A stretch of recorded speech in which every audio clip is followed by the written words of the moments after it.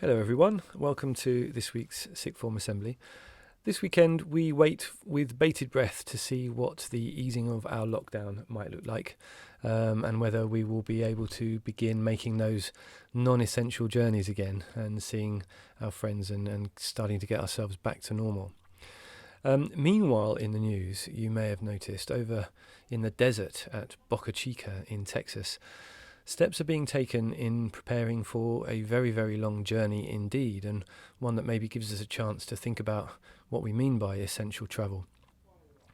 I'm referring, of course, to this week's test firing of one of the Raptor engines attached to SpaceX's imaginatively named rocket, Starship. This successful test is a small step in a journey that may lead us one day to Mars. And I say small step because, of course, literally, Starship didn't actually move anywhere on Tuesday because it was a static fire. But it does mean that the way is clear for what's known as a hop. Literally, you fire the engines, you take off here, and then you land again over there. An essential test for a vehicle that will need to be able to take off and land and then take off again. After that hop test, it will be a little skip up to the International Space Station and then a jump to the moon sometime around 2024 to prepare a lunar base from which future Mars missions can be launched. It's very exciting. Now, SpaceX's CEO is, of course, Elon Musk, who's a divisive figure, but who for many embodies a kind of exciting archetype, the eccentric engineer with big ideas and piles of money with which to make those ideas reality.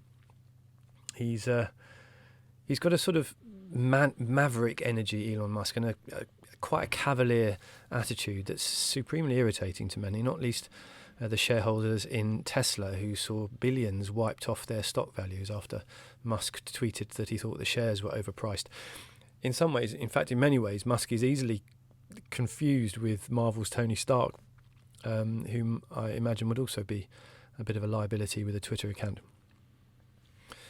But to be landing on the moon again that's exciting. And 2024, that's the year many of you will be coming out of university study. One wonders how many new careers and opportunities that we can't yet imagine in the world of STEM particularly might be opening up with initiatives like Elon Musk's. A moon landing is inspiring in many ways, particularly perhaps by this rocket that can carry up to 100 passengers, and it's the beginning of what will become known as space tourism. I was particularly excited to learn that the first flyby of the moon, the first commercial moon visit, several tickets have been bought up by a Japanese billionaire who's going to share them with a group of artists, painters, fashion designers and architects to experience that with him. Now, space travel has been so long the preserve of military test pilots and scientists. It will be fascinating to see what this experience brings to those artistically creative types, and putting the A in STEAM in a very real way. And then, could we really get to Mars? Is interplanetary travel really going to be our not too distant future? It couldn't be further away from our locked-in experience of the past few weeks with our ability to go anywhere so limited. Perhaps it's this contrast that makes the idea of space travel so particularly vivid at the moment. Now, there are, of course, some pretty big practical and philosophical questions raised by all of this that are also important to consider. The first might be, why are we doing it at all? Why spend all that money travelling to deeply inhospitable rocks hundreds of thousands, millions of miles away, when we have this perfectly tuned, human-friendly planet right here that could do with some investment in?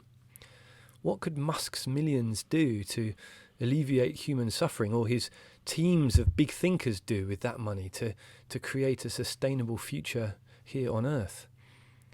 Does the act of looking to colonise Mars mean that we're taking the first steps in acknowledging that this planet's future is limited, and maybe by acknowledging it, accelerating it? Faced with questions like these, the whole idea of why we're doing it becomes more interesting. it makes no sense in several fairly major areas. And one explanation, of course, might be a purely monetary one. There's wealth to be made in developing new technologies that require new technologies, not to mention the idea that we might, soon after landing on the Moon and Mars, begin mining them for their mineral resources. It would be naive to deny that these don't represent significant drivers in this new space race, but what's really interesting to me are the deeper drivers behind it. The drive to look beyond, to explore, to seek. These are deeply human impulses. Now, George Mallory was a member of Britain's first expeditions to Everest in the 1920s, and he was asked something like this back then, something like this same question: why are you so determined to climb it? Why do it? And his answer, which has become quite famous, was because it's there. Why would I climb it? Because it's there, almost making it sound like it's a silly question. Of course I want to climb it. Now, Mallory was killed in 1924 on the north face of Everest. His frozen body, was only discovered in 1999. He was under no illusion as to the risks in what he was doing. And neither, I suspect, are the men and women who will fly these first missions to the moon and beyond in Elon Musk's Starship, but they'll do it anyway. It's a powerful human drive to go out there, explore, discover and seek. Of course, some feel it stronger than others, but all of us have had a taste of what it's like to have that drive locked down over the past few weeks. Someone said to me recently, imagine in all of this if we didn't have the internet. Well, what a thought that is. As though, in some way, as well as being something that drives us around the bend sometimes, the internet at least gives us virtual space to explore, things to discover, new places and ideas through which we can browse. It's been something of an anaesthetic, the internet. It's been anaesthetising that nagging drive that calls to us to get out there and find out and seek. Now, one such bit of escapism this week for me has been watching a film called The Martian. You may know it, and I don't think I'm exactly spoiling it for you if you haven't, to say it's the story of a Mars mission during which an astronaut, played by Matt Damon, is accidentally left behind on the red planet after his crew mistakenly believe he's been killed in an accident and lost. Most of the film involves following his character's attempts to survive. His survival chances being boosted hugely by his genius busyness and a pretty much unfailingly positive outlook. He keeps saying, "I'm not going to die out here." He's completely alone. It's the most extreme self-isolation you can imagine. Utterly isolated. Whilst meanwhile, back on Earth, rescue missions are planned to go and get him and save him. Now, in the world of this film, not only was the fact of the mission to Mars unquestioned in the first place, of course we're going to try and go to Mars, but interestingly, neither was the idea that rescue missions would be launched to go and get Matt Damon, putting the lives of entire rescue crews at significant risk and at huge financial cost to rescue one man. It doesn't make any practical sense, and is therefore, I suspect, in the same category of things that we're driven to do, despite, on the face of it, they're not making any real sense. Of course we'll try and get to Mars. Of course we'll launch a rescue mission to recover a single survivor. Of course we'll do these things. Why? Because we're human and that's what we're like. Or because they're there.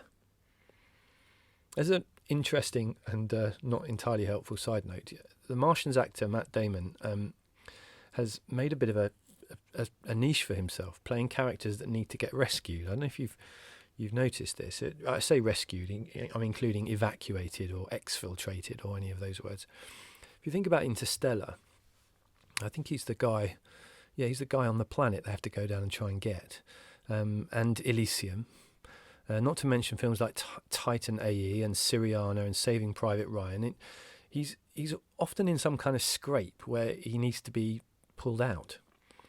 Now, someone on the internet has calculated that in today's money, the total cost of rescuing Matt Damon, so I'll give you a moment to think about what kind of sum this would be. Remember, we're talking interplanetary rescue, certainly in Interstellar. significant sort of vehicular challenges in rescuing him. What sort of figure do you think it might be? Well, the sum that was calculated was, in today's money, about 900 billion US dollars.